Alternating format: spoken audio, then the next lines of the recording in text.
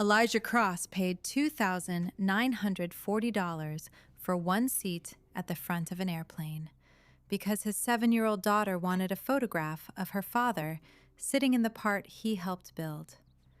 40 minutes later, they moved him. A vice president had him walked up the aisle and put in the last row beside the lavatory.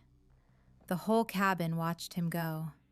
Not one of them knew that the suite they emptied was bolted down by his signature. They were wrong. Before we go any further, comment where in the world you are watching from and make sure to subscribe because tomorrow's story is one you don't want to miss. 5:40 in the morning, the 14th of April, a rented duplex on the north side of Wichita. The kitchen linoleum was cold. Elijah Cross was 39, and he had learned to cross that kitchen without the overhead light because the light woke Nia, and Nia woke asking questions. She woke anyway. She came around the doorframe in a nightgown with a dinosaur on it, holding her own front tooth between two fingers like a receipt. It had been loose 11 days. She had negotiated with it every night at the sink on a phone book to reach the mirror. Now it was out. "It came out in my mouth," she said. "I didn't even pull." "That's how the good ones go," Elijah said. He wrapped the tooth in a paper towel and put it in the coffee can above the stove with the last two. Then he crouched to her level. His right knee announced it, the way it had since a scaffold in Long Beach 12 years back. The house smelled of burnt toast and engine oil. That oil smell never came out of his jacket. "You remember the deal," she said. "I remember the deal." The deal was struck in a dentist's waiting room in February, over a magazine with a folded corner. There was a photograph in it. The front cabin of an Arcadia 900, the wide-body Meridian Atlantic, flew to the coast, shot with the shades up and the light coming through gold. Nia studied it a long time. Then she asked whether her father's name was in that picture. He told her the truth. His name was not in the picture. His name was on the paper that let the picture exist. She did not understand that, and did not need to. What she wanted was a photograph of him sitting in one of those seats, to bring to class and pin on the wall under the heading of "What Our Parents Do." Her teacher had cleared a space for it, so Elijah Cross bought a seat.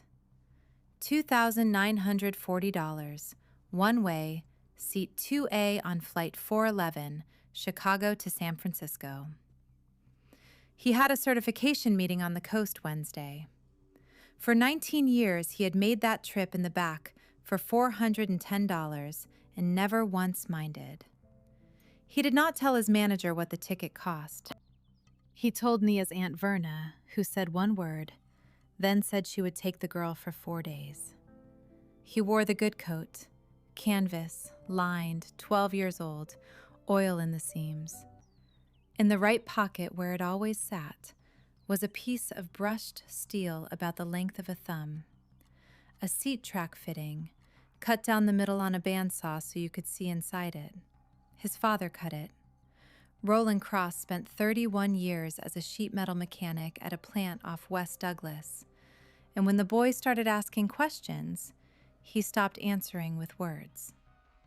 He set a cutaway on the kitchen table and said, "Find where the load goes." Elijah learned to read the inside of things by holding half of them. Nia called it the silver bone. At O'Hare, Gate C14 smelled of cinnamon rolls and floor wax. The Arcadia 900 sat outside the glass with a ground cart humming under its belly.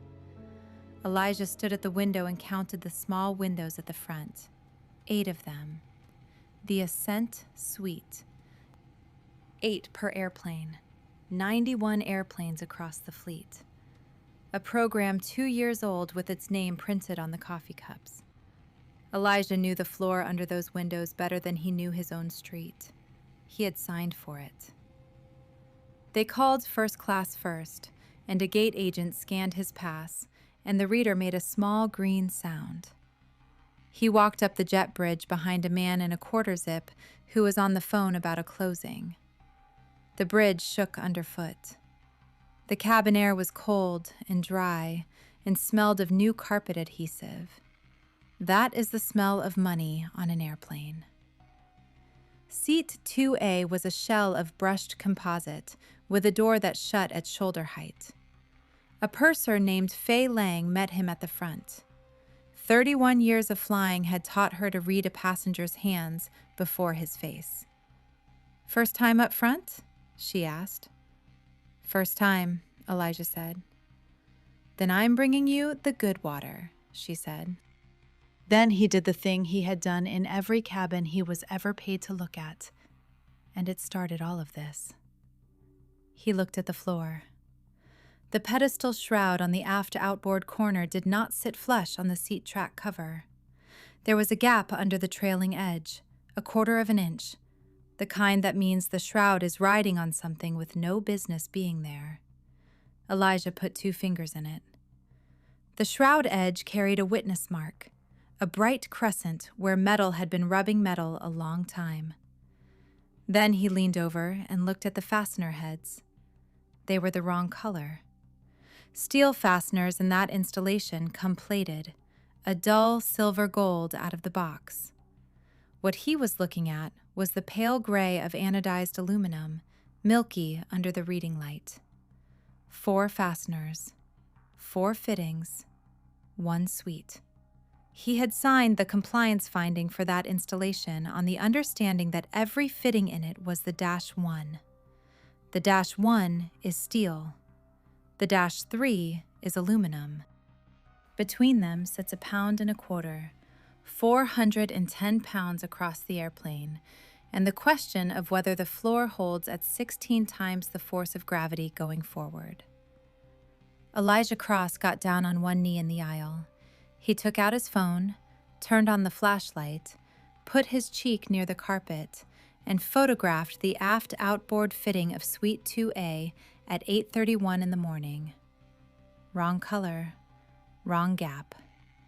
He photographed the ink stamp on the pedestal shroud. He photographed the seat number. He did not know he was being watched. Past the galley curtain, a woman in a charcoal suit stopped with a tablet against her chest. Marion Whitfield had been at Meridian Atlantic 19 years, Senior Vice President of Customer Experience for 2. The Ascent Suite was hers. The fabric, the lighting, the coffee cups. She was on 411 to walk the product with 2 people from marketing. What she saw was a man on his knees on her carpet, with a flashlight, under a seat that cost more than a house. She did not see an engineer.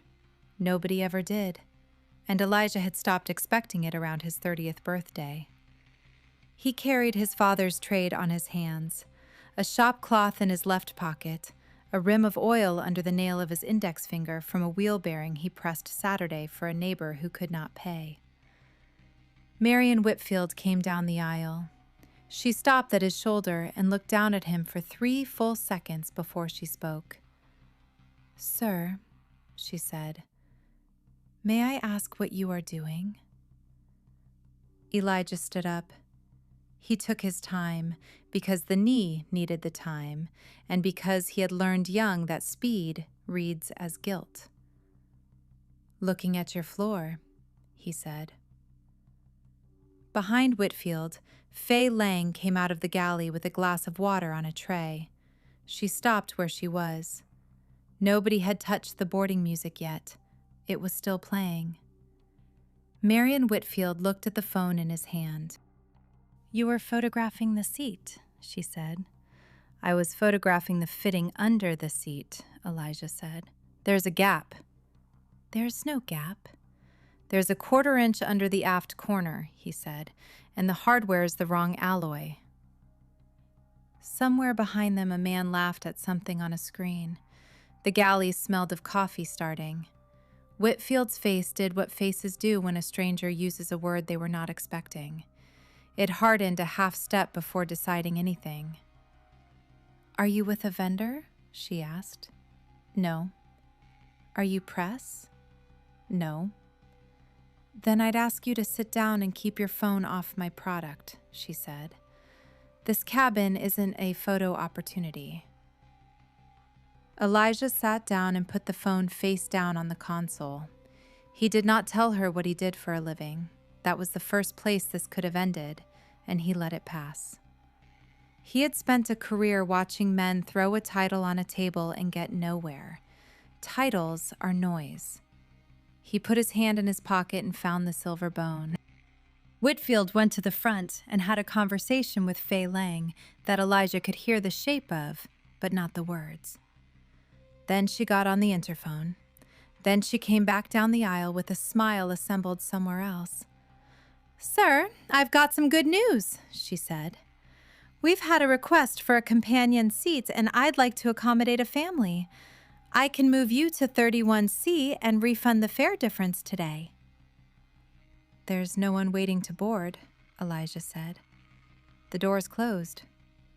"It's a crew authorization." "For 31C?" "Yes." Fei Lang stood at the galley entrance with her arms at her sides, looking at a point on the bulkhead a foot above Whitfield's shoulder. 31 years of flying teaches a person how much they are allowed to see.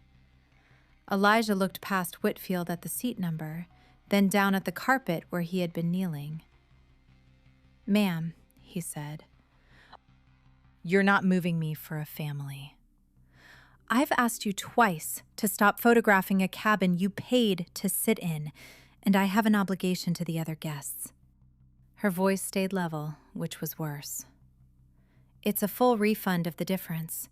Most people would call that generous." The man across the aisle in 2D had his headphones off, 60s, silver at the temples, watching since the flashlight. He said nothing. He would matter later. "I'd like to stay in the seat I bought," Elijah said. "That's not one of the options." "What is the second option?" Whitfield held the tablet a little higher. Then she said the sentence. She said it without heat, in the voice people use for policy, and that is why it landed the way it did in that cabin and later in 11 million playbacks. "The second option is that we ask you to deplane, and I give the suite to a real passenger." Nobody moved. A woman in 1A stopped stirring her drink. The man in 2D put his hand flat on his tray table. Fei Lang's chin came down a half-inch, and she looked at Elijah for the first time since the water, and her face carried an apology she was not allowed to say. Elijah Cross did not raise his voice. He did not say what he was. He had no badge to pull, and he had understood a long time ago that a black man who explains himself in a cabin that is already decided is a man who gets to explain himself twice. He unbuckled the belt. "All right," he said. "Sir, you don't have to move if you'd rather deplane and we can look at rebooking," Whitfield said, and even she heard how that sounded, and she recovered fast. 31C, thank you for understanding." He picked up the coat and put the phone in the inside pocket, screen down. The aisle of an Arcadia 900 runs 111 feet, and he walked all of it. First class watched. Premium watched. Then 20 rows of coach who did not know what they were watching but knew the shape of it. A boy in 19F watched him the whole way. 31C was a middle seat, 2 rows from the lavatory. The man in 31B had already put his elbow over the armrest and did not take it back. The recirculation fan above his head made a sound like somebody breathing through a paper towel. There was a wet spot on the carpet by his shoe. Elijah sat down in the middle seat with his coat on his lap. He did not take his phone out for 11 minutes. When he did not open the photographs. He opened his contacts, looked at a name, and did not press it. Then he put his head back and let the airplane push him west. Here is what nobody in that cabin knew. The paper that says a seat is strong enough to hold a human being through a survivable crash is called a compliance finding. On the Meridian Atlantic retrofit, the government did not sign it. The government does not have the people. It appoints private engineers to do it, one at a time, by name. The title is Designated Engineering Representative. Elijah Cross was the structure's designated engineering representative on the Ascent Suite retrofit. His delegation covered seat and interior attachment structure, and his signature was on the Form 981 for all 91 airplanes in the fleet. He had signed for the floor she had just thrown him off of. There is one more thing. 17 months before Flight 411, Elijah wrote a letter, and that letter is the reason the rest of this happens. He had signed that finding in October of the year before, and he had signed it on the drawing package Kestrel Cabin Systems delivered. Dash 1 fittings, steel, with doubler plates at the aft outboard corners where the load path turns. That was the design. In March, on a routine follow-up at the Kestrel facility in Coyle, Ohio, he opened a build folder nobody had shown him. Dash 3 fittings, aluminum, no doublers, 410 pounds saved per airplane. Across that fleet, it is worth about $2.9 million a year in fuel, and there is a slide in a Kestrel investor deck that says so. He had written it up, 4 pages with a photo log to Kestrel Engineering, copied to the Meridian Atlantic Program Office, requesting a full-scale static test of the substituted configuration before further installation. He used the words that end careers when they are true. Non-conforming to the approved data. Nothing happened. 2 weeks later, a reply came back saying the substitution had been assessed by analysis, that a similarity argument to a legacy installation covered it, and that no test was required. No stress engineer signed it. It was signed by a program manager named Dale Prescott, and it had 1 paragraph and a logo. Elijah had written back and asked for the analysis. He asked 3 times. He never got it. His delegation covered the design finding, not the production line, and Kestrel had a designee of their own willing to write a paragraph. So the airplanes kept going out the door with aluminum in the corners. Elijah escalated to the certification office in Wichita in a 2-line email, got an acknowledgement, and got told the matter was moving through the manufacturer's own compliance process. That sentence means nothing. It closes a file. That was 17 months before Seat 2A. So when he knelt in that aisle and saw the pale gray heads under the reading light, he was not discovering a problem. He was finding out it had shipped. It had shipped into the exact seat his daughter wanted a photograph of. That is what he was photographing when Marion Whitfield decided what he was. The airplane landed at 4 minutes past 11 Pacific time. Elijah waited out everyone in front of him because 31C has no other option. When he came up the aisle, the first-class cabin was empty and a cleaning crew was in it with a vacuum. Fay Lang stood at the door with her hands folded. "Sir," she said. He stopped. "I want to say something and I don't have long," she said. "That was wrong. What I want you to know is that I wrote it down. Time, seat, what she said, word for word. I've been doing this 31 years, and I write things down." "Thank you," Elijah said. "Is there a name I should have?" He looked at her a second. Then he took a business card out of his coat, and it was the plain kind, printed at a strip mall, with a phone number and 4 words under his name. She read it on the jet bridge after he was gone. Structures, Delegated Compliance Findings. Fay Lang stood holding it while the vacuum ran behind her and said one word out loud that nobody heard. Underneath Seat 2A, where the shroud rode up on a fitting nobody had tested, A bright crescent kept wearing itself deeper into the metal. It had 91 airplanes to do it in. The meeting on the coast took 2 days and went the way those meetings go. Elijah sat in a conference room in Burlingame with 11 people and a projector. He approved a bracket revision on a galley monument.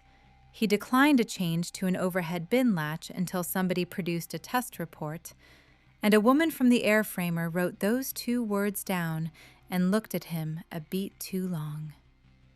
He flew home in the back, $410.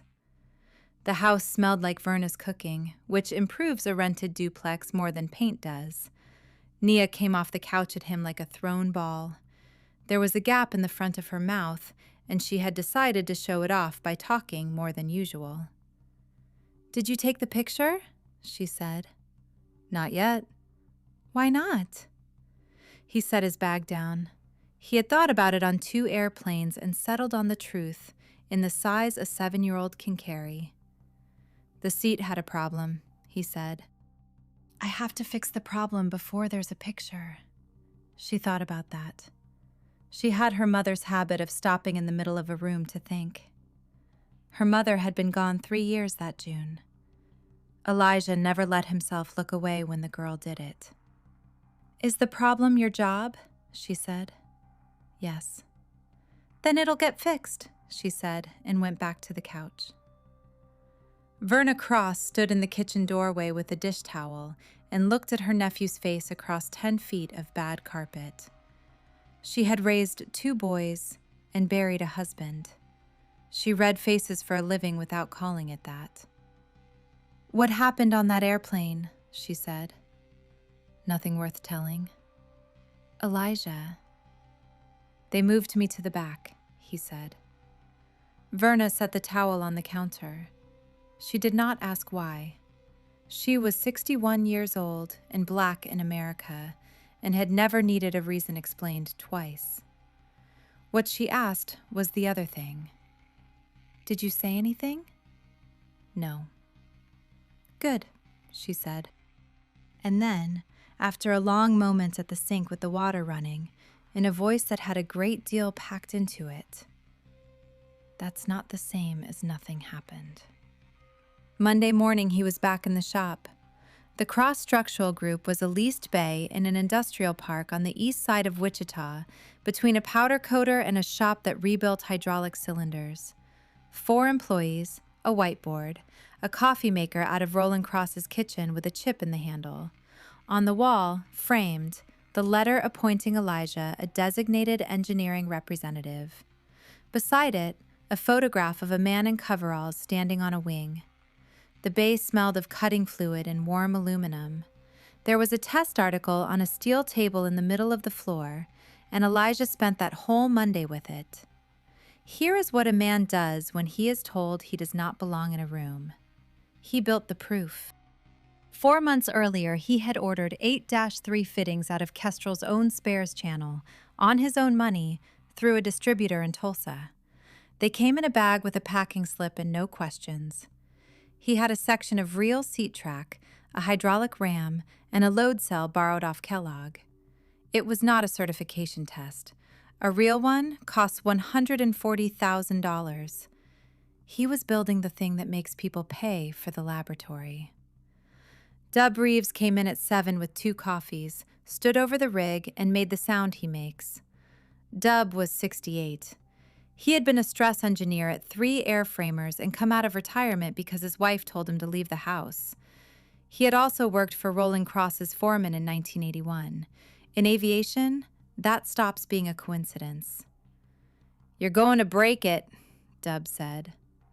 "I'm going to load it," Elijah said. "Same sentence." They loaded it. 1,500 pounds. Then 3,000. Then 5. The ram whining, the table frame talking, Dub calling numbers off the readout like a man reading a grocery list. At 6,240, the fitting deformed at the radius, out of plane, and the aft fastener head pulled a crater in the aluminum. Then it started through. The rig let go with a sound like a dropped wrench in a church. Nobody said anything for a second. The load cell readout blinked. There was a smell in the bay, hot metal and something sharper. Dub Reeves put his hands on his knees and looked at the failed fitting from 6 inches, the way a man looks at an X-ray of his own chest. "That's not a strength problem," he said. "No," Elijah said. "That's stiffness. It walked before it broke." Dub straightened up. "Out of plane at 4.5, and the fastener finished the job. Steel doesn't do that. Steel holds shape." "That's the whole finding," Elijah said. The part that mattered was not the number 6,240. A seat fitting does not have to be strong on a Tuesday. It has to hold its shape while 9/10 of a second of crash load goes through it in a direction the airplane was never designed to go. Aluminum in that corner, with no doubler behind it, went soft well below what the requirement demands. The fitting walked out of plane. The fastener head started through, and the load path went looking for somewhere else to be. Under seat 2A, there was already a witness mark. Bright, polished, a crescent. That mark meant the shroud had been riding on a fitting already walking. Not in a crash, in service, over months, with people asleep in the seat and a flight attendant leaning on the console. "How many airplanes?" Dub said. 91. "How many suites?"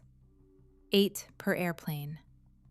Dub Reeves did the arithmetic in his head and then sat down on a stool, which for Dub was a large gesture. 728 seats, he said. Elijah wrote the report that week. He wrote it the way his father taught him to hand a foreman bad news, with nothing in it anybody can argue with except the thing itself.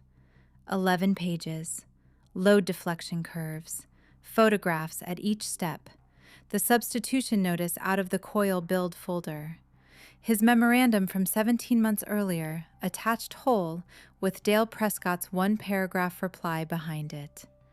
And in the middle of it, one photograph from an airplane. The aft outboard fitting of Suite 2A, wrong alloy, shroud riding up a 1/4 inch, a bright crescent worn into the metal. Photographed at 8:31 in the morning on the 14th of April, from one knee, in an aisle, by a man who was about to be moved to the back for taking it. He sent it Thursday at 4 in the afternoon to Kestrel Engineering, to the Meridian Atlantic Program Office, and to the Certification Office in Wichita. The subject line was 7 words. "Request for immediate suspension of installed configuration."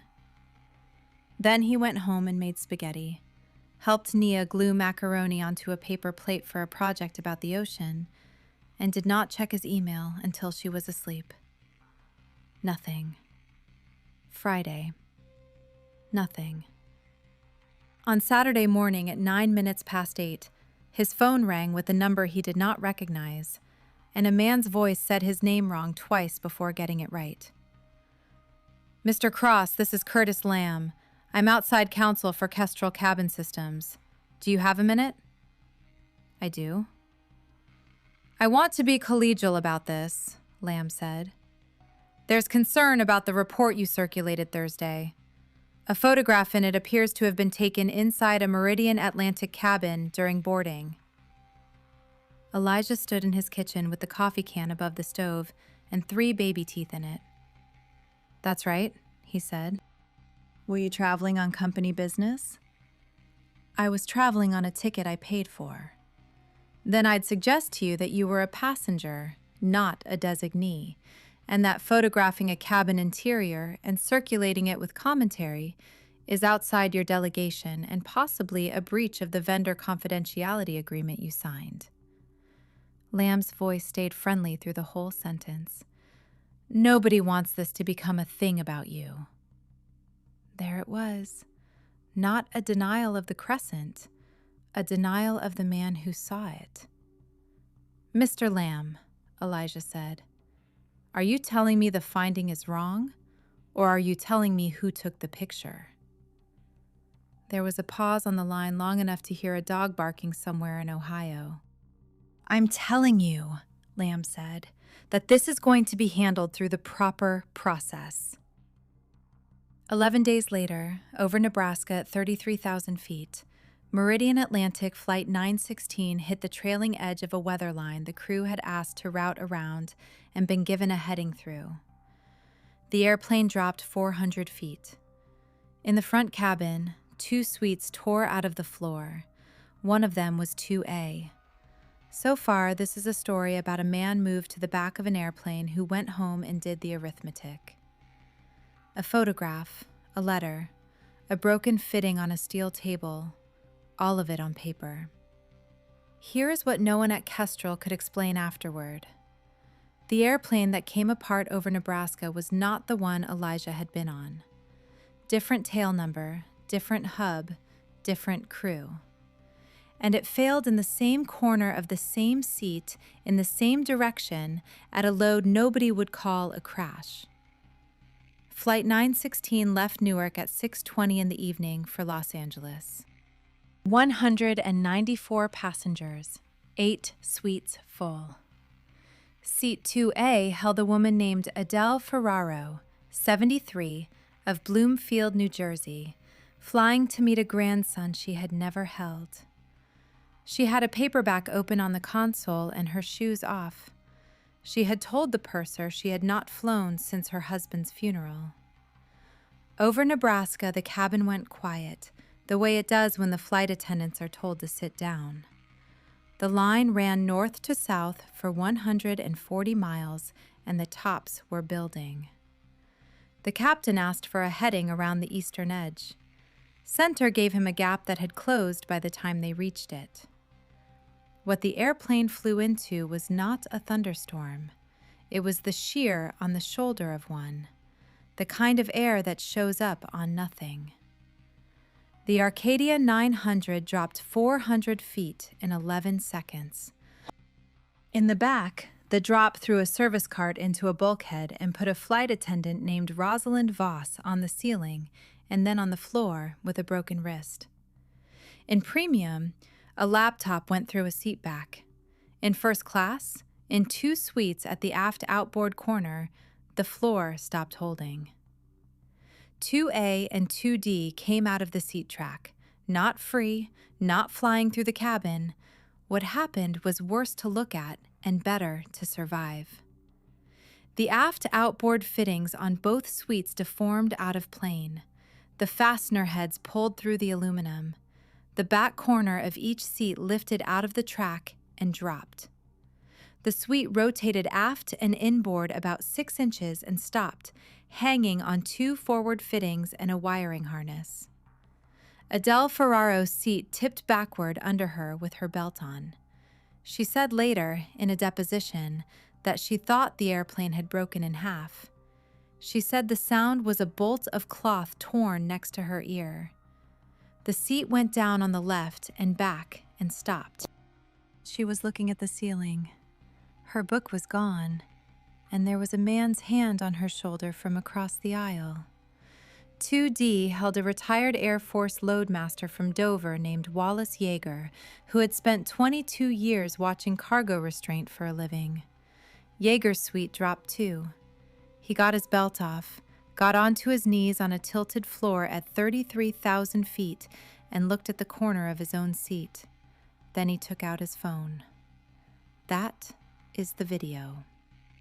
11 million playbacks in 6 days, and not one of them was of the humiliation, because nobody had filmed the humiliation. What the world saw first was 41 seconds of vertical video from seat 2D. It shows a seat pedestal lifted out of a floor track. It shows a torn strip of carpet and the bright edge of a fitting folded over like a bottle cap, a fastener head standing proud of the metal. It shows Wallace Yeager's hand going in to touch it and then not touching it. And it has audio. Off camera, a man says the same 2 words over and over, in the flat register of somebody who has decided to stay calm. Hold on. Hold on. Then the video turns to the other seat. A woman with white hair, tipped back at an angle no first-class seat is supposed to reach, both hands flat on the armrests, looking at the ceiling and breathing. 916 diverted to Denver and landed at 9:51 Mountain Time. Nobody died. 14 treated, 3 admitted. 1 flight attendant with a broken wrist, and a woman of 73 with a compression fracture in the lower spine and a lap belt bruise that a courtroom photograph would later make hard to look at. An emergency airworthiness directive followed inside 72 hours. It was written narrow. It required a one-time visual inspection of the aft outboard fittings on the affected installation and replacement of any fitting found deformed. It did not ground anything. It did not question the configuration. It treated 2 airplanes as 2 airplanes. The accident investigators took the fittings and started their work. That work takes a year and a half, and everyone in the industry knows it. Meanwhile, 726 other seats kept flying. Elijah Cross was in the shop when Dub Reeves turned the monitor around at 4 in the afternoon and said his name once. He watched the 41 seconds twice. He said nothing on the first pass. On the second, he stopped it at 19 seconds, on the frame where Yeager's phone light catches the folded edge of the fitting, and stood with his hands on the desk either side of the keyboard. Dub was watching his face and not the screen. "Same corner," Dub said. "Same corner, same direction. Aft outboard. Aft outboard." Elijah straightened up, walked to the whiteboard, and stood in front of it without writing anything. Behind him, the compressor in the next bay kicked on. He reached into the coat on the table and closed his fingers around a piece of brushed steel his father had cut in half in 1994 to show a boy where the load goes. Then he said the only sentence he said out loud that afternoon. "That was my seat." The other 2 employees had come to the door of the office. Marguerite Ochoa, who ran the drafting and the invoices and had been with him since the 2nd year, stood with her arms crossed and her jaw set. "That's the one you sent them in April," she said. "The report." "Yes." "They have had it 7 weeks." "Yes." Marguerite Ochoa said a word in Spanish she did not translate. Then she asked the question that turned the rest of this story, standing in the doorway of a leased bay in Wichita, Kansas. "So what does your delegation let you do?" Elijah did not answer her that afternoon. He went home, picked Nia up from Verna's, and made grilled cheese. At the table, she told him about a boy in her class whose uncle flew jets, and asked whether her father's picture was still coming. "It's coming," he said. He put her to bed at 8:30. Then he sat at the kitchen table in the dark, under the coffee can with 3 baby teeth in it, with a laptop and a framed letter propped against the sugar bowl. He read his own delegation for 2 hours, the way a man reads a diagnosis. A designated engineering representative is a private citizen holding a piece of the government. He is appointed by name for specific technical areas, and inside those areas, his signature on a finding of compliance is the finding. It is what makes an airplane legal, which means the signature belongs to the man, not the company. And there is a second thing, which Elijah had known for 11 years, the way you know where the fire extinguisher is. A designee can do more than approve. He can withdraw.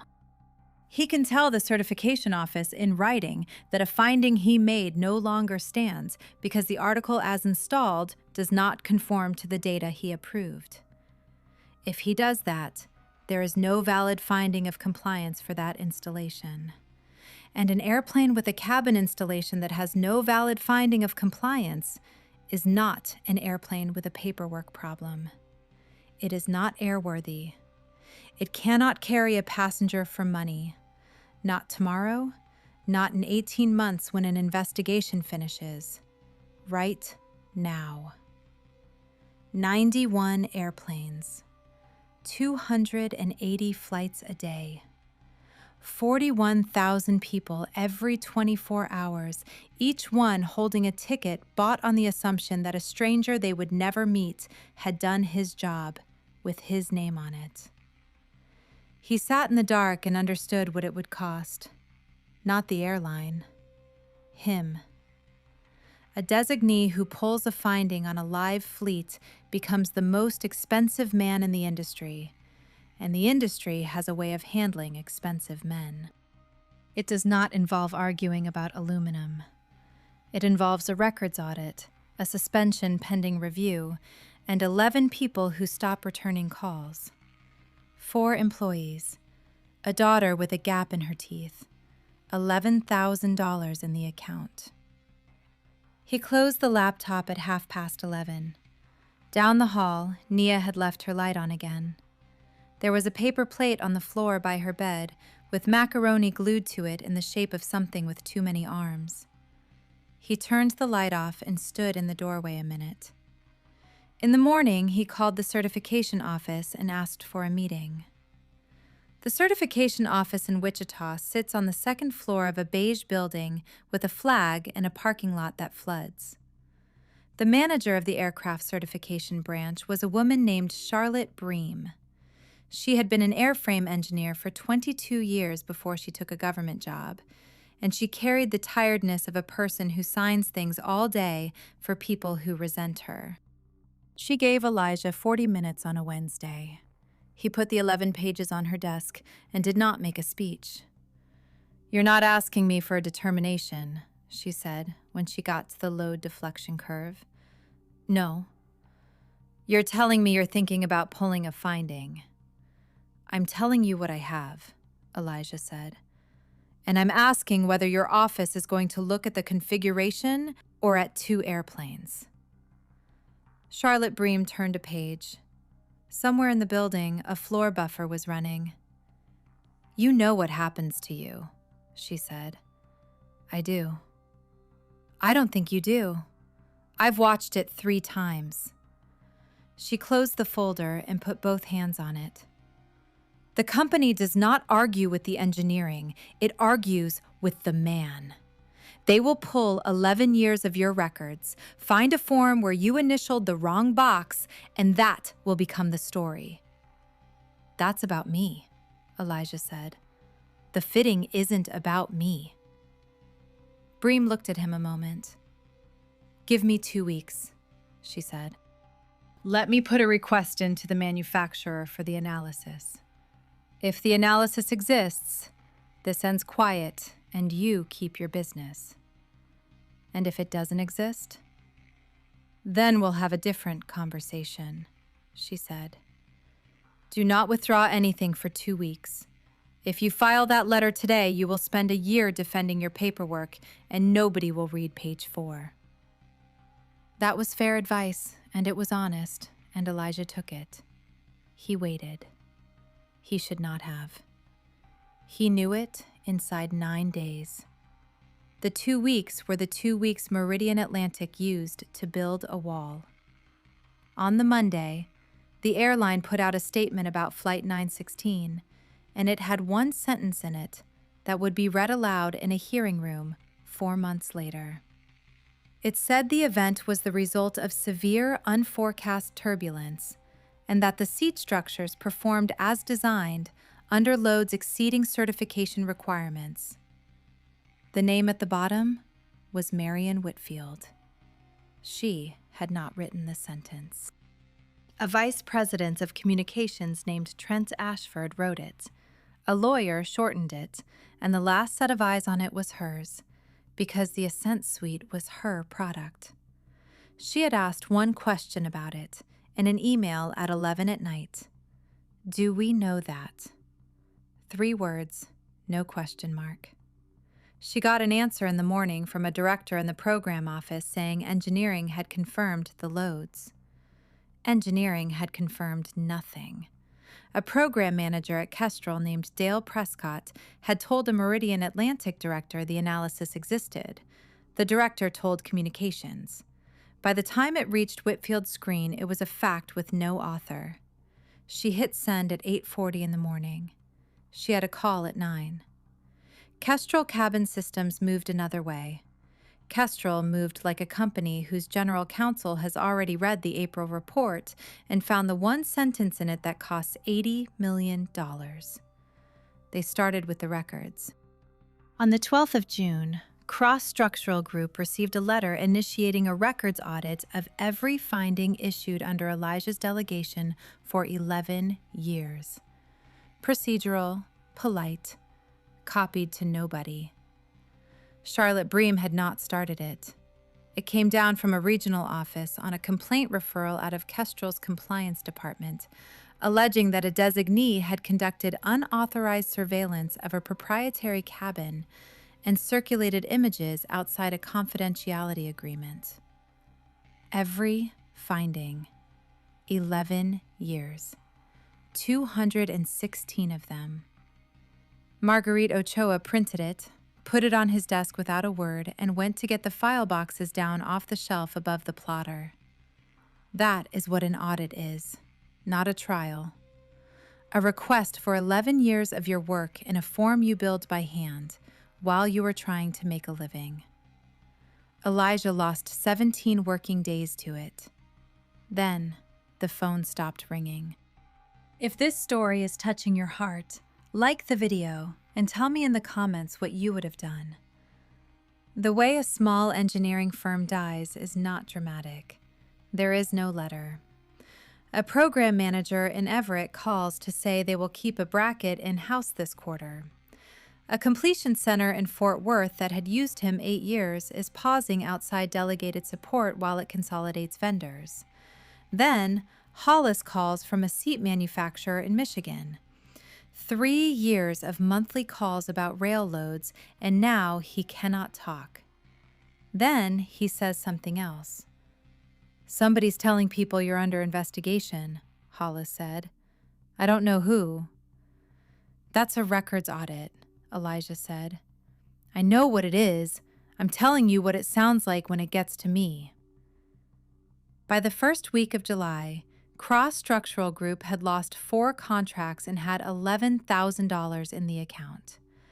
That is 5 weeks of payroll for 4 people if nobody gets sick. Elijah laid nobody off. He stopped paying himself. Verna found that out the way she found out everything, by opening a drawer she was not looking in. She came into the shop on a Saturday with a foil pan of chicken and waited while he cleared a spot. You're going to lose the house, she said. It's a rental. Elijah Roland Cross. I know what it is, he said. Verna, I know what it is. She sat on Dub's stool with the pan on her knees and looked at the broken fitting, still on the table with masking tape and a date on it. Tell me one thing, she said. Tell me you're not doing this because of what that woman said to you. Elijah put down the caliber he had picked up. He took a while. It was the honest question, and it deserved an honest answer, and he had asked it of himself at that kitchen table more than once. If she'd given me a glass of champagne and shaken my hand, he said, the fitting would still be wrong. That's not what I asked. No, he said. It's what I have. Verna Cross looked at her nephew a long moment. Then she put the chicken in the little refrigerator in the corner and said she was taking Naya to church in the morning and he could sleep. Here is what happened in the 2 weeks Charlotte Bream asked for. She sent Kestrel a formal request for the stress analysis behind the -3 substitution, the one referenced in Dale Prescott's reply 17 months earlier. The response came back in 9 days, 4 pages. Charlotte Bream read it twice with her coffee going cold, then walked it down the hall to her own boss. The 4 pages were a similarity argument. They said the Dash 3 fitting was qualified by similarity to an installation on a legacy narrowbody. Different seat, different track section, lower seat weight. No load deflection curves. No finite element output. A paragraph at the end saying margins were positive, and a signature block with the name of a designee at Kestrel.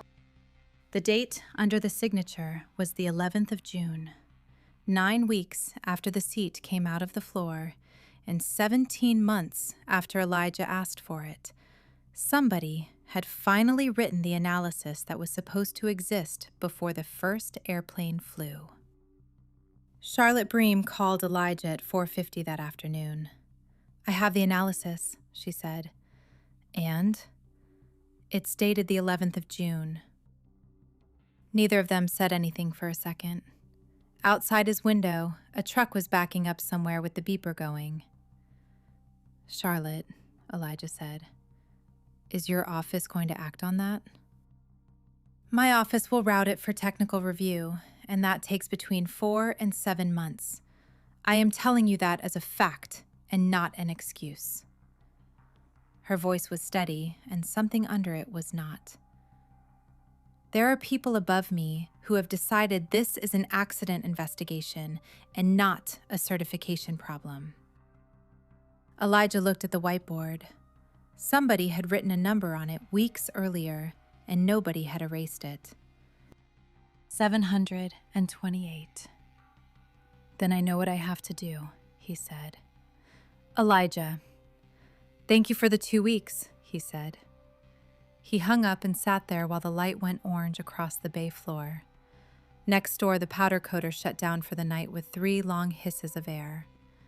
Then he opened a blank document and typed one line. "Notice of withdrawal of finding of compliance, Form 981. He did not file it that night. A man with a daughter does not put his hand on a switch like that at 7 in the evening. He drove home. He stopped for milk and stood in the cereal aisle a while under the hum of the lights, looking at a box with a cartoon tiger on it. Nia wanted the one with the tiger. He bought the one with the tiger. He filed it the following Tuesday, the 29th of July, at 11 minutes past 9, from the desk in the leased bay. Marguerite Ochoa stood in the doorway. He had told her what he was about to do, and she refused to go back to her chair. The letter was 2 pages, addressed to the manager of the certification branch, copied to Kestrel, the program office, and the accident investigation team. It said the installed configuration of the Ascent Suite seat attachment did not conform to the approved data on which his findings were made. Dash 3 fittings for Dash 1, doublers deleted, was a change in primary attachment structure. No adequate substantiation had been provided. The findings on Form 981, all 91 airplanes, were withdrawn on receipt. At the bottom, it had one paragraph that Dub Reeves had read 4 times. The undersigned notes that this determination was communicated to the manufacturer 17 months before the in-service event on Flight 916, and that no substantiating analysis was produced until the 11th of June. He signed it the way his father taught him to sign a stamp, with the hand flat and no flourish. Then he attached 11 pages and pressed send. Nothing happened for 4 hours. People who tell this story get that part wrong. There was no siren. Marguerite went back to her desk and did invoices for a completion center that had stopped calling. Dub ate a sandwich. Elijah drew a bracket for a job in Tulsa, and in the early afternoon, he went out and stood in the heat next to his truck because the bay had gotten too small. At 1:20 in the afternoon, Central Time, the phone in the front office rang.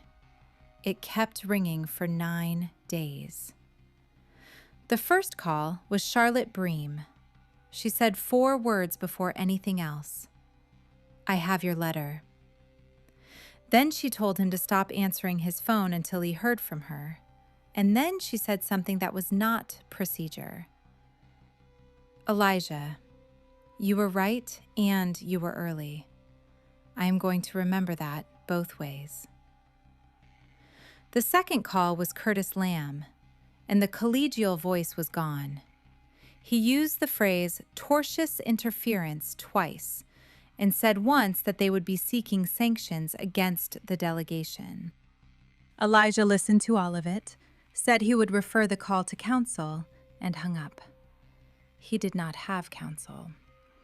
He got one that afternoon, a woman named Priya Raghunathan in Kansas City who charged $450 an hour and told him inside 11 minutes to stop answering his phone.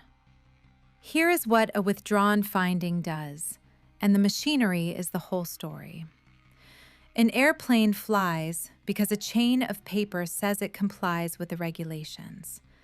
That cabin was approved through a supplemental type certificate, and the structural compliance in it rested on findings made by a designee by name.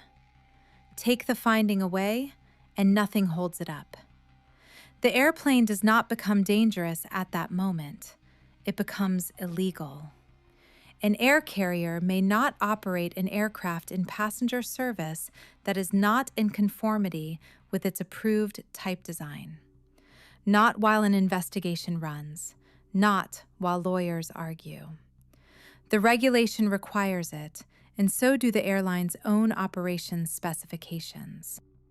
There is no version where a carrier reads that and keeps selling seats. Meridian Atlantic's chief airworthiness officer was told at 2:40 in the afternoon. He asked for the letter to be read to him twice. Then he asked one question. Was the designee's delegation current? The answer was yes, current and in good standing, because an audit is not a suspension. At 3:55, Meridian Atlantic Airways began pulling airplanes. Not all at once.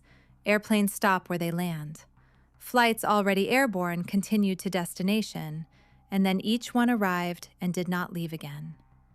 A gate at O'Hare, 2 at Newark, 4 in Los Angeles, and a maintenance line in Phoenix that took 11 in 30 hours.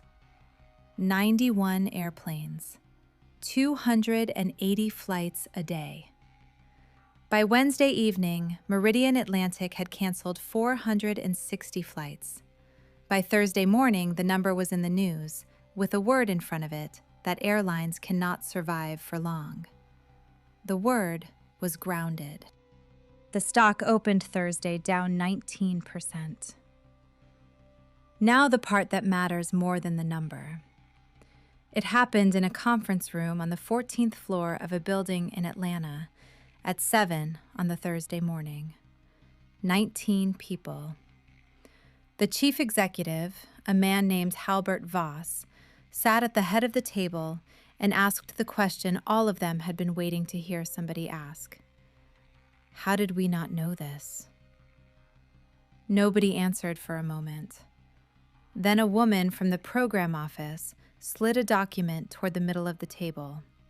4 pages, dated March of the previous year, photo log attached. We knew, she said. It came in 17 months ago.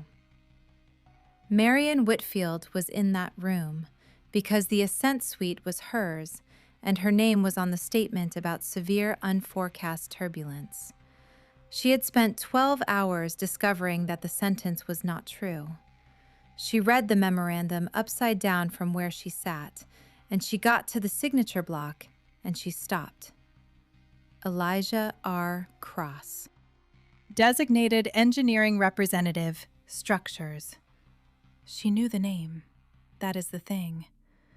A refund of $2,940 needs a vice president's authorization, and she had clicked approve on a screen with that name on it 3 days after she told him she would give his suite to a real passenger.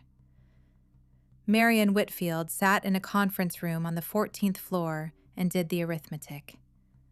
She said nothing in that meeting. She went back to her office, closed the door, and pulled the crew report from Flight 411. There it was. Filed by a purser with 31 years of service, 410 words, the sentence in quotation marks, and the time down to the minute. Fei Lang had written it down. And underneath the crew report, attached as a supporting document, was a photograph of a business card taken on a jet bridge at 11 in the morning on the 14th of April. Structures. Delegated compliance findings. Whitfield sat and looked at that for a long time. Then she picked up her phone and called her own general counsel, and the first thing she said was not a defense. I need to tell you what I did in April. Back in Wichita, it was 101 degrees and the air conditioner had one speed. Elijah Cross was not watching the news. He had told Marguerite to send the calls to Priya and put his phone in a drawer, and he was doing the only thing still in front of him, drawing a bracket for a job in Tulsa that paid $900. At 4 in the afternoon, the landlord came by about August rent. At 5, Dub Reeves stood at the end of the table with his glasses pushed up on his forehead and said the thing they both knew. You understand they have to break you now, Dub said. Not the fitting. You. I know. 91 airplanes, Elijah. Somebody's got to be the reason it wasn't the company. Elijah kept drawing. The letter came 8 days later on the 6th of August from the regional office. Notice of proposed suspension of designated engineering representative authorization, pending completion of records review. The designee shall make no findings of compliance under the referenced delegation. The reason given was not the fitting. It was 3 procedural findings from the audit, and one of them was real, which is what made it work. In 2021, Elijah had issued a finding on a galley insert 11 days before the delegation letter for that project cleared the office, on the verbal authorization of a manager since retired to Arizona. It was a paperwork sin. It was 11 days. It was 4 years ago. It was enough. Without a delegation, Cross-Structural Group could not do the one thing it existed to do. Elijah could analyze all day. He could not sign. A structures firm that cannot sign is a man with a computer. He drove home with the letter on the passenger seat. Nia was on the front step with Verna, waiting, because Thursday was pizza night. She had put on the shirt with the astronaut on it. She saw the truck, stood up, and waved with both arms the way children do before they learn to be embarrassed. Elijah folded the letter and put it in the glove box before he got out. August was the bad month. There is a version of this where the letter goes out, the airplanes stop, and the man is a hero by Friday. That is not how it went. 91 airplanes sat on concrete, while 100,000 people missed weddings and funerals and connections. The country needed somebody to be angry at. The airline had a communications department. Elijah Cross had a leased bay. He was named on the 9th of August, not by the airline. A trade publication got the withdrawal letter from somebody who had it, and the story ran under a headline about a single designee grounding a fleet. It was accurate. It did not have the 17-month memorandum in it because whoever leaked the letter did not leak the attachments. So for 11 days, the public version was a man who pulled a signature and stranded 100,000 travelers. The phone number for Cross-Structural Group was on a website. Marguerite Ochoa answered it 2 days and then stopped. 41 messages the first night. Some were about the airplanes. Some were not about the airplanes at all, and those used a different vocabulary. Marguerite deleted them and did not tell him for months. Then somebody put his home address on a message board. Verna moved in on the 12th. She did not ask. She arrived, with a suitcase and a folding cot she made Dub carry. She took the couch by the window and never explained why. The landlord served notice on the 15th. It was not about the messages. It was rent. Elijah had missed July and was going to miss August. The landlord was a man named Gil Petrosian, who owned 4 duplexes and had a mortgage himself, and he came to the door in person and could not look at him while he handed it over. "I got nothing against you," Petrosian said. "You know that." "I know it." 30 days. If you get square, we tear it up." Elijah shook his hand. Then he went inside, sat on the arm of the couch, and looked at the wall a while. Verna had heard all of it from the kitchen and did not come out until he stood up. The truck went on the 19th. It was a 2014 half-ton with 211,000 miles, worth $11,500 on a good day. A dealer on South Broadway gave him $9,200 in cash. Dealers know what a man selling a clean truck in a hurry looks like. Elijah made payroll with it. He did not tell his employees where the money came from. Dub Reeves figured it out Monday.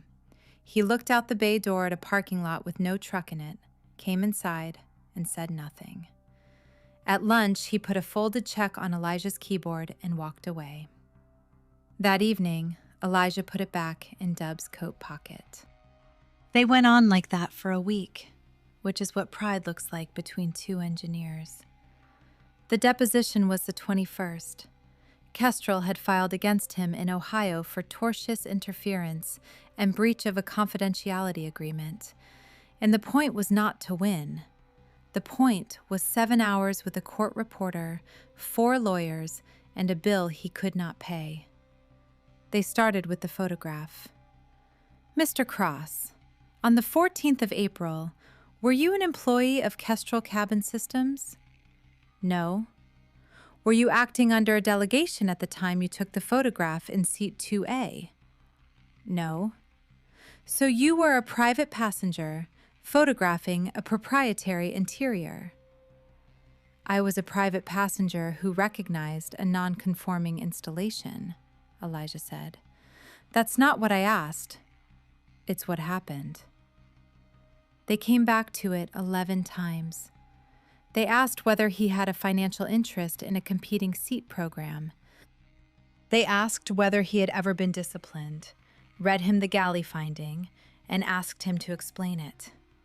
He explained it. They asked again in different words 20 minutes later.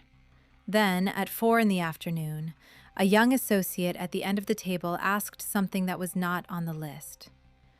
"Mr. Cross, isn't it true that you filed this withdrawal 3 months after a personal incident with Meridian Atlantic personnel in which you were removed from a first-class seat?" The room went quiet. Priya Raghunathan put her pen down. Here it was. The whole thing in one sentence. The theory they were going to run was that a black man with a grievance had cost an airline $80 million to get even about a chair. Elijah Cross took a drink of water. He did not raise his voice, and he did not say what the man deserved to hear. And he did not tell that room what it felt like to walk 111 feet of aisle with a cabin watching. He answered the question with a date. "My memorandum on the -3 substitution is dated the 19th of March, the year before," he said. 14 months before I ever bought that ticket. It's attachment 3. "I'm asking about the incident." "So am I," Elijah said. "You're asking whether the seat made me right. The date makes me right. The seat only made you interested." Nobody said anything for a second. The court reporter's fingers stopped. The associate looked down at his legal pad. The senior partner beside him said the word recess, and that is the only time in 7 hours that Kestrel's lawyers called one.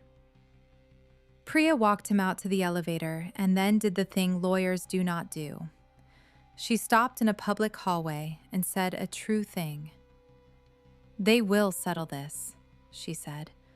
"Not this month, but they will, because they cannot put you in front of a jury." "How much do I owe you?" "We'll talk about it later." "Priya." 19,000, she said. Later.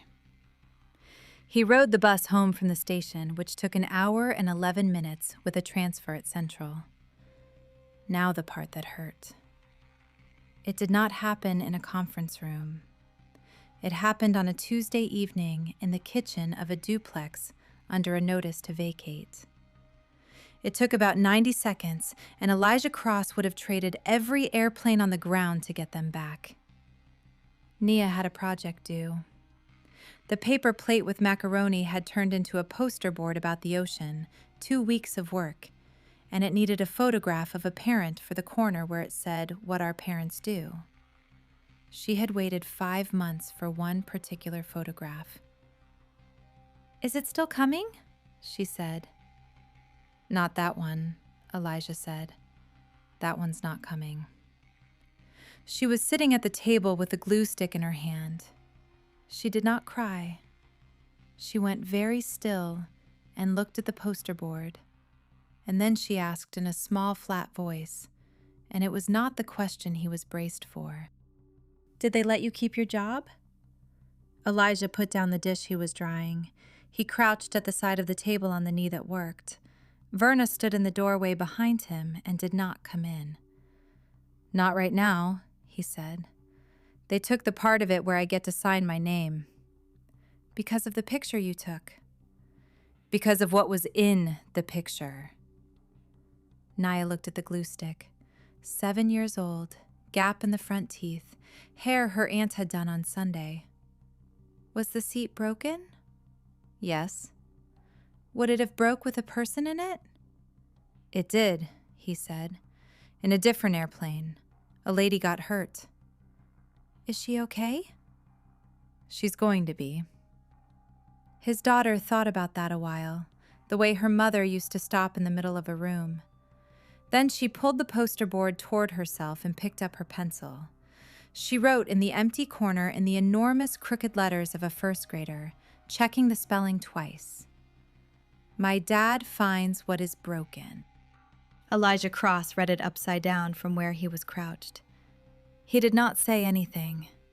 He was not able to right then, and Verna in the doorway put her hand over her mouth and turned and went back into the front room where the window was. Nia held it up. "Is that your job?" she said. "Yeah," he said. "That's the job." She put it in her backpack by the door so she would not forget it. Then she asked whether there was any of the cereal with the tiger left. There was, and they ate it dry out of 2 bowls at 9 at night, which only happens in houses where something has gone wrong. After she was asleep, he sat up in the kitchen, under the coffee can with 3 baby teeth in it. 11,000 had turned into nothing. The truck was gone, the delegation suspended, the deposition on a transcript, 31 days left on the notice. Somewhere out there, 91 airplanes sat on concrete with tape over the seat tracks. He had done the right thing. It had cost him the ability to do it again. Then, at 20 past 11 at night, on the 26th of August, a message came through the contact form on the website of Cross Structural Group. It was 4 lines long from a personal email account, and the name on it was Fei Lang. "Mr. Cross, you gave me a card on the jet bridge in April. I filed a crew report that day, and I kept a copy. I have been watching what they are saying about you, and I am done being careful. Tell me who to send it to." Elijah read it 3 times in the kitchen at 20 past 11 at night. Then, he did the thing that changed the direction of all of it, and it took about 40 minutes. He did not send it to a reporter. He forwarded Fei Lang's email to Priya Raghunathan in Kansas City, and Priya called him at 7 the next morning before she finished her coffee. "Does she still have her job?" Priya asked. "I don't know. Find out before we do anything. If she's still flying, we protect her." Fei Lang was still flying. She had flown that fleet 11 years, and she had been home 3 weeks with the rest of them while 91 airplanes waited for a fitting that did not exist yet. What she had was a copy of a crew report filed in the airline's own system on the 14th of April, and she had one more thing that nobody expected. The purser's report was not the only document from Flight 411. On an Arcadia 900, there is a cabin management terminal at the forward galley, and every seat reassignment on a closed-door flight generates a log entry, crew identifier, time, reason code. Fei Lang had not made that entry. Whitfield had, on a supervisor override at 8:41 in the morning. The reason code she selected from the drop-down was the code for passenger disruption. Priya Raghunathan looked at that a long time on a Wednesday morning.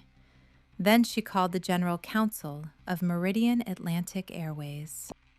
She did not call about a lawsuit, because Elijah had not filed one and did not want one. She called about the record.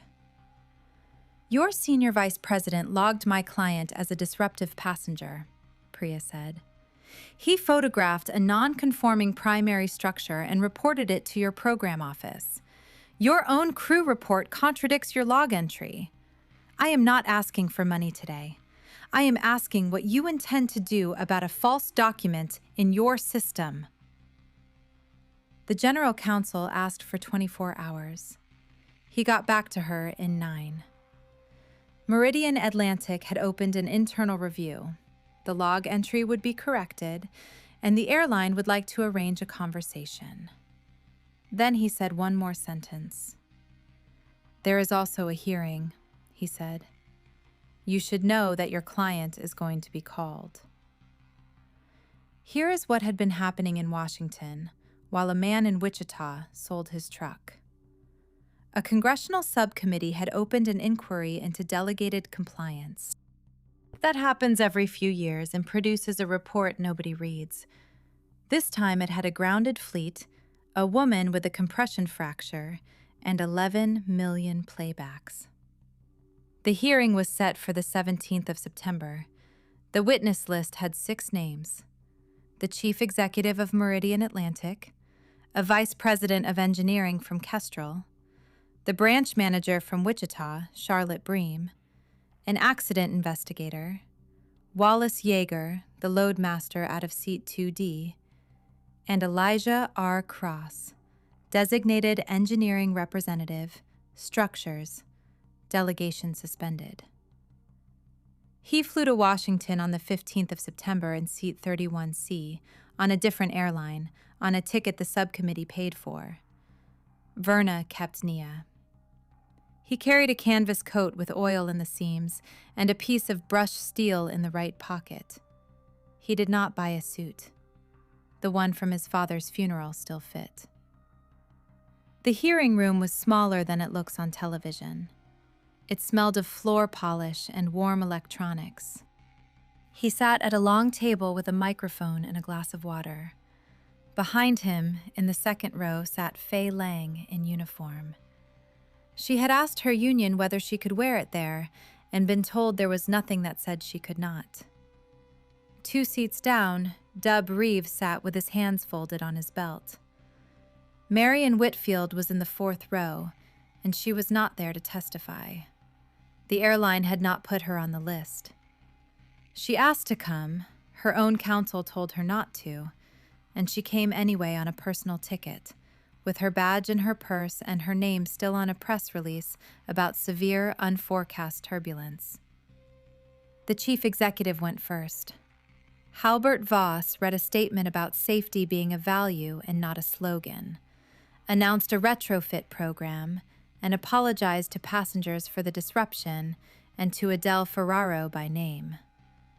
Then the Kestrel vice president took 3 questions and used the word similarity 9 times. Then a member from Ohio asked her staff to bring up an exhibit. The screen at the side of the room came on. It was not the video from Seat 2D. Everyone in that room had already seen the video from Seat 2D. What came up was a photograph.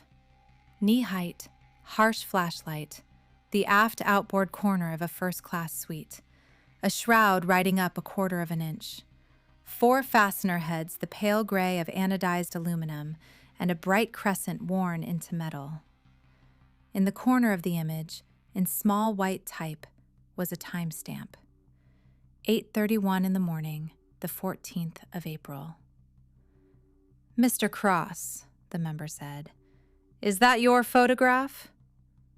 "Yes, ma'am." "Where were you when you took it?" "In seat 2A of Meridian Atlantic Flight 411 at Chicago O'Hare before pushback." "And what happened after you took it?" The room was quiet. Somewhere, a camera shutter went 4 times. Elijah Cross had thought about this on an airplane and in a hotel room with a paper cup of coffee, and he had decided not to perform it. It had already happened. It did not need help from him. "A senior vice president asked me twice to stop photographing the cabin," he said. "Then she offered me a seat in the back with a refund. I asked what the second option was." "What was the second option?" "She said they would ask me to deplane and give the suite to a real passenger." Nobody in that room said anything. In the 4th row, Marion Whitfield sat with her hands in her lap and looked at the table and did not look away from it. A photographer got the frame that ran everywhere the next morning. "Mr. Cross," the member said, "did you tell her who you were?" "No, ma'am." "Why not?" Out of 11,000 words of testimony, this is the sentence that ended up on the front of everything. He said it without heat.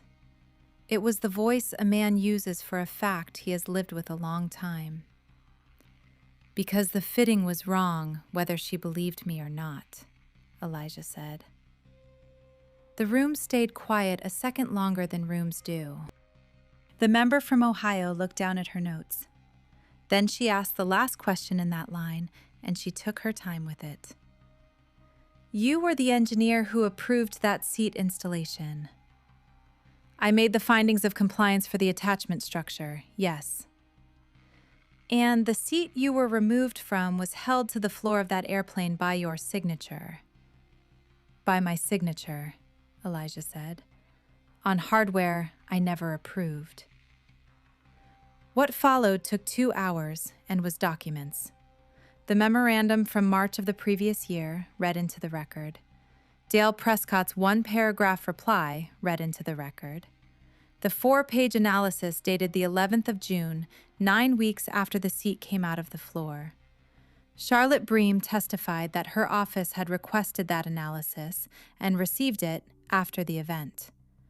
Asked whether the delay was acceptable, she said the word "no" into a microphone and did not qualify it. Wallace Yeager testified 11 minutes about what it looks like when a restraint path lets go.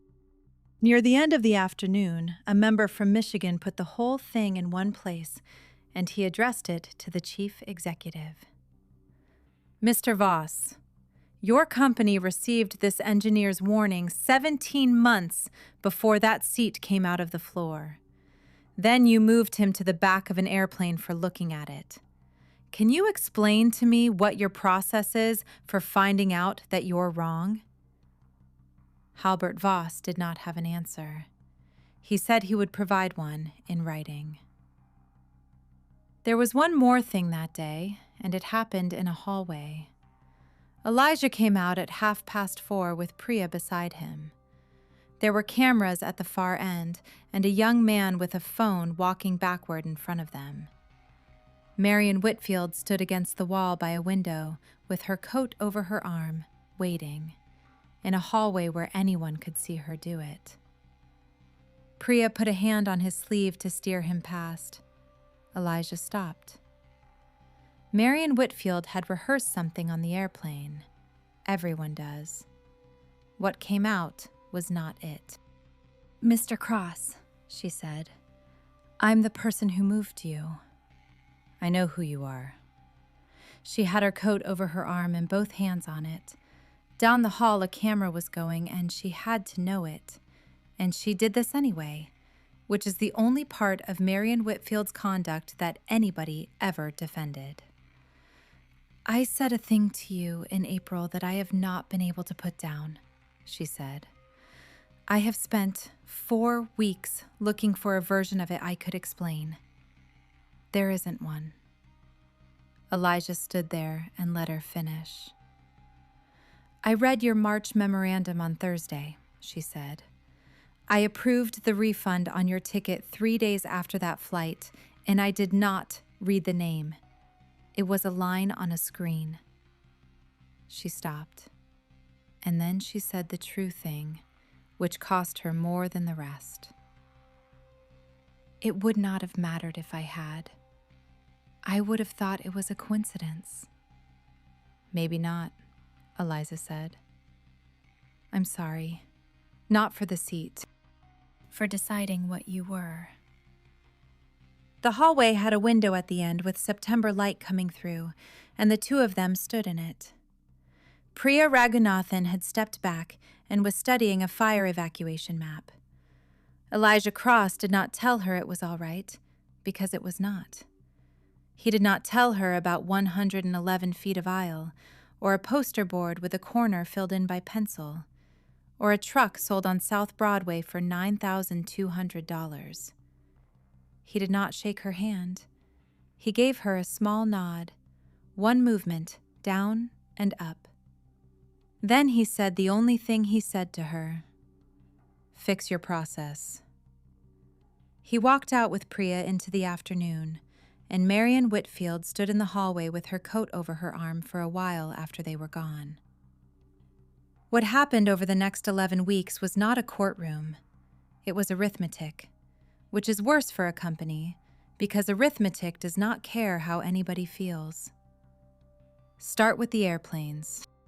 91 airplanes needed 728 suites brought back into conformity. The fix was not one fitting. Steel-1 hardware, aft outboard doublers, a new installation drawing, a full-scale test article, and the laboratory program Kestrel had refused to pay $140,000 for 17 months earlier. The test program cost $2.1 million. It ran at a laboratory in Ohio in September. On the fourth run, the Dash 3 configuration failed at 6,310 pounds, out of plane at the radius, fastener head pulling through the aluminum. Elijah's test in a leased bay in Wichita had it at 6,240. He was 70 pounds off, working with a borrowed load cell and a section of track on a steel table. Stress engineers in 3 states still bring it up at conferences. The fleet flew again on the 2nd of October, 48 days after the first airplane stopped. The invoice came due on everybody. Meridian Atlantic took a charge of $184 million, and the number in the annual report is the small part. Kestrel paid for the retrofit and the test program and lost the follow-on order on 2 more airline programs. Its parents replaced the president of the cabin division in November. Dale Prescott had answered a 4-page technical memorandum with 1 paragraph and a logo. He was terminated on the 29th of September. There was no criminal case, and Elijah never asked for one. What happened to Prescott is that he sat for a deposition in the Ferraro matter, read his own reply out loud, and then answered a question about whether he had consulted a stress engineer before sending it. He had not.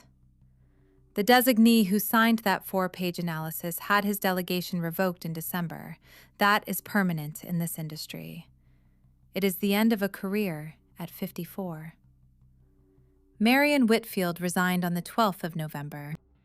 It was not a firing, and it was not all the way a resignation. The review found she had used a supervisor override to log a passenger as disruptive with no factual basis, and had approved a press statement about seat structures without confirming it. The airline offered her a lateral move into a role without a cabin. She turned it down. She said one sentence to her own staff on her last day, and somebody wrote it down, and it got out. I made a decision about a man's competence in 4 seconds, and it took 460 flights to correct it. Adele Ferraro settled in January for an amount nobody disclosed. She gave one interview and said she did not want to talk about money. What she wanted to talk about was a man in Kansas who wrote a letter about her seat 14 months before she sat down in it. She sent him a card. It came to the shop in February, a drugstore card with a bird on it, 4 lines inside in the careful cursive of a woman of 73. Then the last thing happened, and it took longest. The suspension ran 94 days. The records review found what it was always going to find: 213 clean findings out of 216, and 1 real procedural violation involving 11 days and a retired manager's verbal authorization. The finding was upheld. He got a letter of correction. Then the delegation was reinstated on the 8th of December, with 1 line added to the file. Charlotte Bream had spent 4 months writing memoranda that were not popular in her regional office. She made sure the line went in. The designee acted correctly in withdrawing findings of compliance for a non-conforming installation. Elijah drove to the certification office to pick it up in a 2007 sedan with 190,000 miles that Verna had co-signed for in October. He sat in the parking lot that floods and read the letter twice before he started the car. He did not call anybody. He went back to the shop and hung it next to his father's photograph. The subcommittee report came in December, carrying a recommendation with his name on it. It is now the reason for a rule requiring a designee's unresolved non-conformance findings to be logged in a system the manufacturer cannot close by itself. Engineers call it the cross log. Nobody in the industry says the whole thing out loud. The lawsuit in Ohio was dismissed with prejudice on the 6th of January. Kestrel paid his legal fees, and Priya Raghunathan sent him a bill marked "Paid in Full" with a sticky note that said, "Told you." The settlement with the airline was small and had one strange clause in it. Priya had asked for the fare refund, not damages. $2,940 reissued with a written correction of the log entry attached and a statement in the file that the reason code entered on the 14th of April was withdrawn as unsupported. Meridian Atlantic's general counsel asked her why that and not more. "Because he doesn't want your money," Priya said. "He wants the sentence out of your system." They took the sentence out. The business came back in a way he did not expect and was uneasy about for a year. In March, the Completion Center in Fort Worth called and asked whether he was taking work. Then Michigan called. Hollis, who had told him in July what it sounded like when it got to him, did not apologize and did not need to. He put 4 railload programs in front of him at once. Then the airframer in Everett called, which was the one that mattered.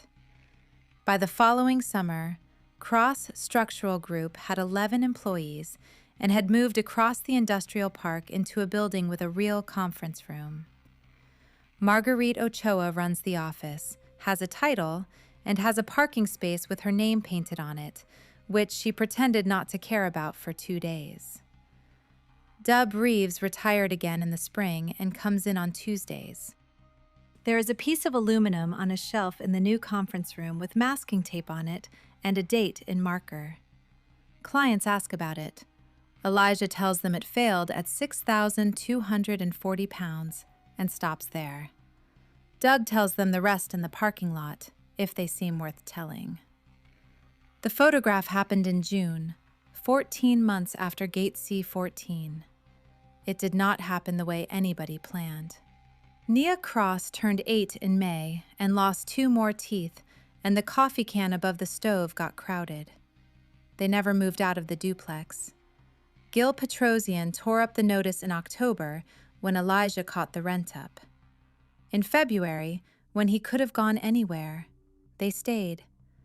Nia's school was 4 blocks away, and the kitchen had a light switch a child could reach.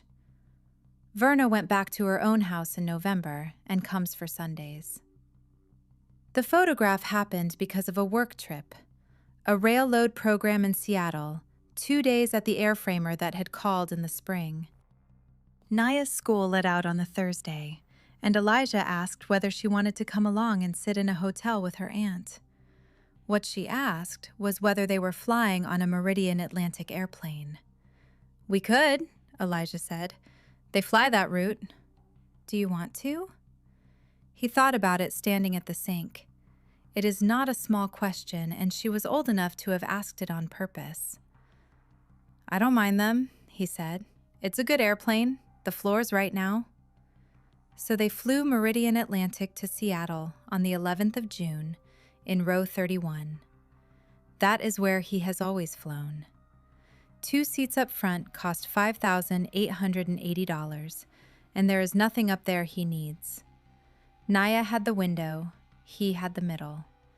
The airplane was an Arcadia 900 with a retrofit sticker on the door frame that no passenger would ever look at.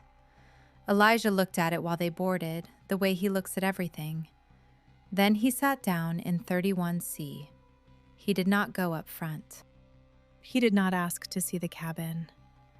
Halfway through the flight, somewhere over Idaho with the shades down and a movie going, a purser came down the aisle with a cup of coffee nobody had ordered and set it on his tray table. Fay Lang had bid that route on purpose. She did not make a speech. She put the coffee down, looked at the girl by the window with the gap in her teeth, and said one thing. "Your dad's coffee. He likes it black." Nia looked at her father, then back at the purser with the enormous suspicion of an 8-year-old detecting a story she has not been told. "How do you know that?" "We worked on something together once," Fay Lang said. That was all. She went back up the aisle with her cart. The photograph happened 40 minutes later. Fay took it, and it is not a good photograph in any professional sense. It shows a man in a middle seat in row 31 of a coach cabin. His coat is folded on his lap, and there is a paper cup of black coffee on the tray table. In his hand is a piece of brushed steel about the length of a thumb, cut down the middle so you can see inside it. He holds it out toward the window. A girl in a seat too big for her is studying the cut face of it with her whole attention. He is showing his daughter where the load goes. That is the picture that went up in Mrs. Petrakis' classroom the following September. In the corner of a poster board, under 9 words in pencil written 11 months earlier and never erased. "My dad finds what is broken." The airline he was riding on had paid $184 million because he did. There is one more thing about that flight, and it is why people tell this in the shop and not at conferences. When they landed in Seattle and the belt sign went off, a man 3 rows up turned around in the aisle. Late 40s, laptop bag. He had the face of somebody who has been trying to place a stranger for 2 hours. "Excuse me," he said. "Are you the engineer? The airplane guy?" Elijah was getting Nia's backpack out from under the seat. "I'm an engineer," he said. "No, I mean, you're him. You're the one who grounded them." The man's voice went up, and half the cabin heard it. "Man, they put you in the back. They put you in the back, and you signed for the whole fleet." Nia Cross, 8 years old, straightened up with her backpack in both hands. She looked at her father. Her father was looking at the overhead bin and not at the man, and she watched him do the thing he does, which is nothing. Elijah handed her the backpack. "We're in the back today, too," he said. "It's a good seat." Then he stood aside and let the man go first up the aisle. They got off, got a taxi, went to the hotel, and Nia told Verna about the coffee for 20 minutes. He never had to say who he was again. They flew home on the Sunday. At the gate in Seattle, waiting to board, Nia sat with her legs swinging off a plastic chair and watched the ground crew load bags through the window. She had a juice box and a paperback about a girl detective. She had reached the age where she narrated things. "That man on the airplane," she said. "He said they put you in the back." "He did." "Was he talking about the seat you were going to take my picture in?" "Yes." Nia thought about that with the straw in her mouth. Out on the ramp, a tug pulled a cart of bags in a long, slow arc. "Were you mad?" Elijah watched the airplane a second before he answered. It was the first time she had asked him that, and a man gets one chance to answer it for a child. "For about a week," he said. "Then it stopped being useful." "What did you do with it?" "I put it in the work." She turned that over. Then she gave him the look she gets from her aunt, the one that says a grown person has said something almost true and will be allowed to keep it. "That's what Aunt Verna does," she said. "That's where I learned it." They called the flight.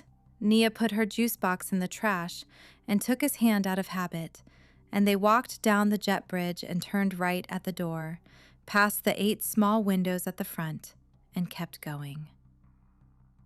2 years later, there is a shelf in that conference room with a piece of failed aluminum on it and a piece of cut steel beside it. One has masking tape and a date. The older one has a thumbprint worn into the brushed finish from a boy's hand and then a man's hand, 30 years in the same place. Nia calls it the silver bone. She is allowed to hold it whenever she asks. She asks less often now because she is 12 and because she has started asking a different kind of question. Last winter, she asked whether her grandfather ever had to pull a signature. Elijah told her the truth. Roland Cross never had one to pull.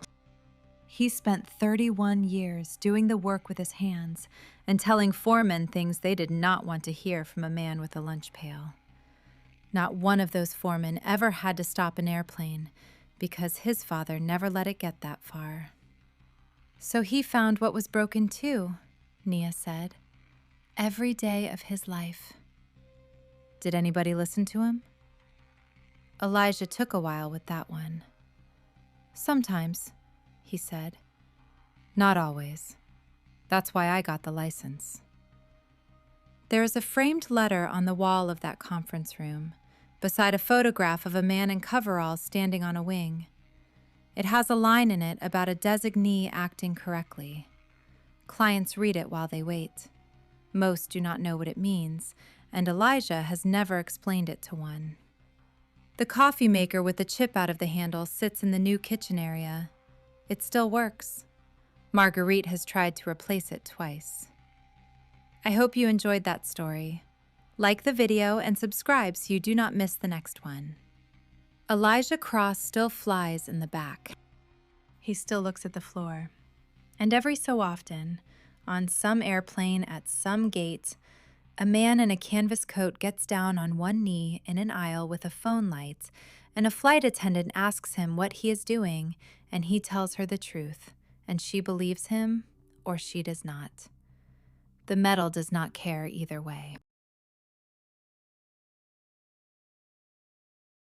Elijah's story proves that true integrity means doing what is right, even when the personal cost is devastating.